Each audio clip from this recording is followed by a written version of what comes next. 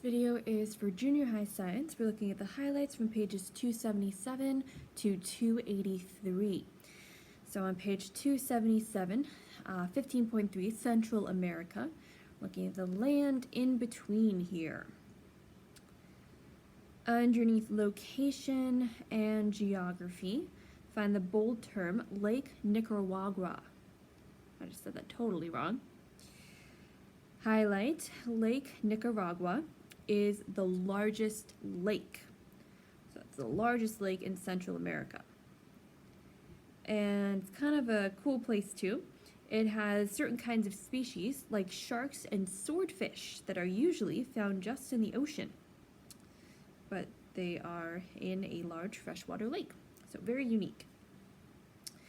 Just under Mayas, builders of civilization, highlight the Mayas built the first great civilization of the Western Hemisphere. First great civilization of the Western Hemisphere. Read about the Mayas there. On page 279, under wildlife and mammals, highlight the jaguar. And highlight, this is the largest cat native to the Western Hemisphere. That's what you need to know for that. Got a few kinds of animals pictured there. Got a whole lot of different kinds. Lots of monkeys, and there's lots of different kinds of wild cats in Central and South America. Looking at our pictures there, you can see that cute little capuchin monkey.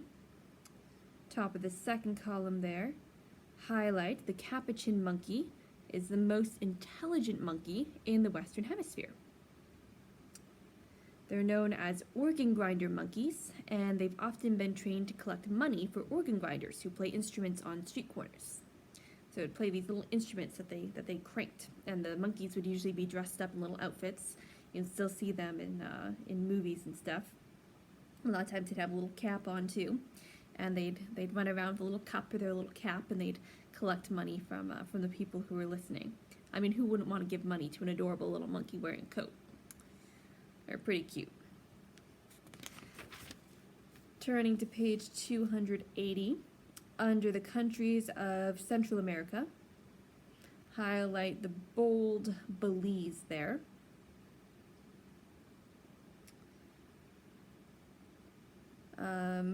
Belize is very, very beautiful. Lots of rainforests and tropical wildlife and stuff. But unfortunately, because of its location, it gets hit by a lot of hurricanes.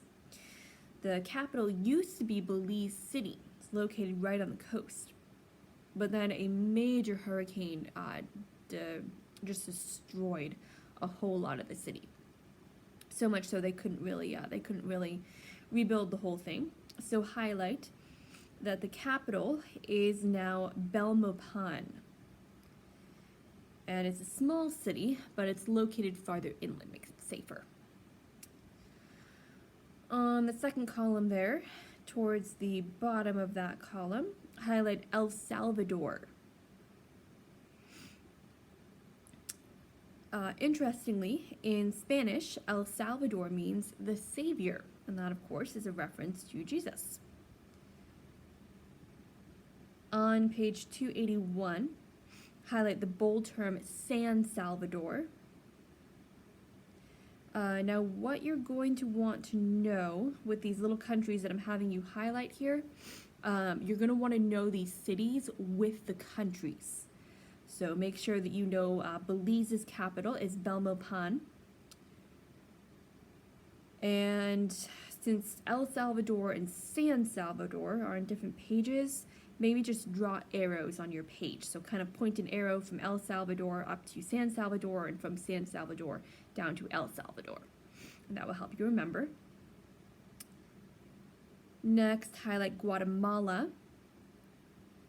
Now, Guatemala's capital should be extremely easy to remember.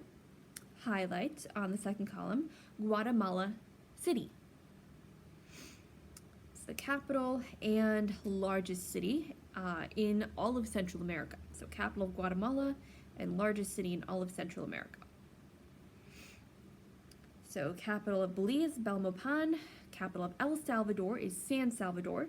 Capital of Guatemala is Guatemala City. All of these very easy to remember. Belize, Belmopan. El Salvador, San Salvador. Guatemala, Guatemala City.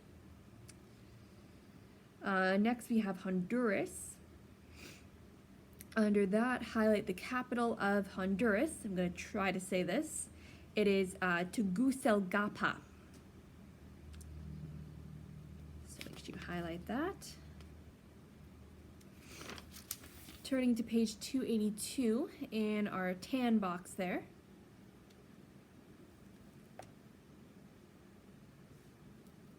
Our events in history. The Panama Canal. Interesting read here. Is an interesting situation.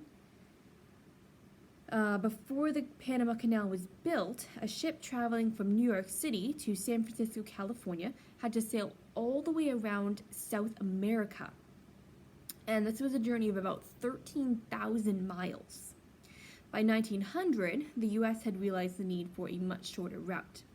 Now, a French company had started building a canal across the Isthmus of Panama, but they ran out of money.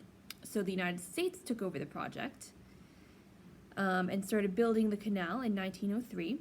They used both American money and American engineering skill. And it was a very, very difficult task. While they were working on it, the men working there were plagued by malaria. Malaria is a terrible disease. Gives you an awful fever, shakes and delirium and hallucinations. And once you get it, it doesn't really go away, not permanently. You might get kind of a break from it. It might even be years, but then you can have a recurrence of it. And all of a sudden, just like that, with no warning, you're down with the fever again and the shakes, and it's just not very pleasant. So they had to deal with that. They didn't have a cure or any kind of medicine for it yet. And they had to use shovels and dynamite to dig through mountains of the isthmus. Highlight this guy's name, Colonel William Gorgas. Highlight that he worked for 10 years to conquer malaria.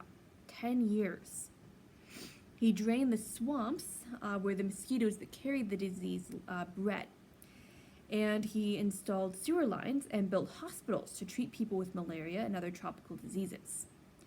So he did quite a lot there.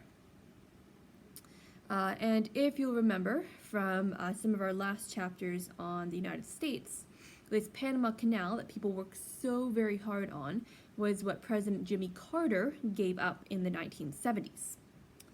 And they gained control on December 31st, 1999. And naturally, most Americans think that that was a major mistake. It was a huge issue at the time.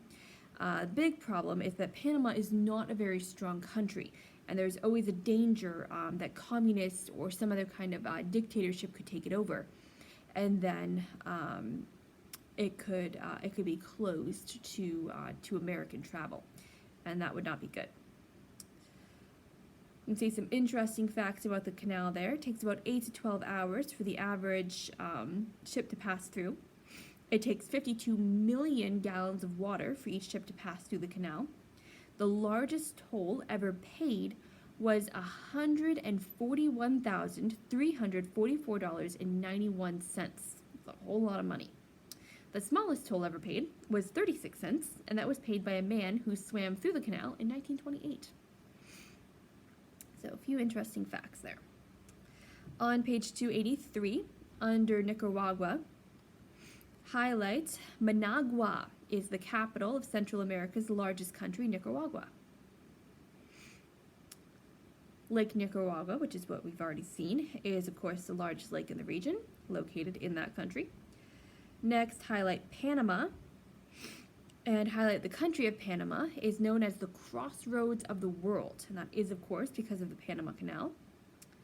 Last, highlight, second column, highlight Panama City is also the country's capital. So another easy one to remember, Panama City is the capital of Panama. And Managua is pretty similar to Nicaragua. So a lot of these cities' names very, very close to their countries' names.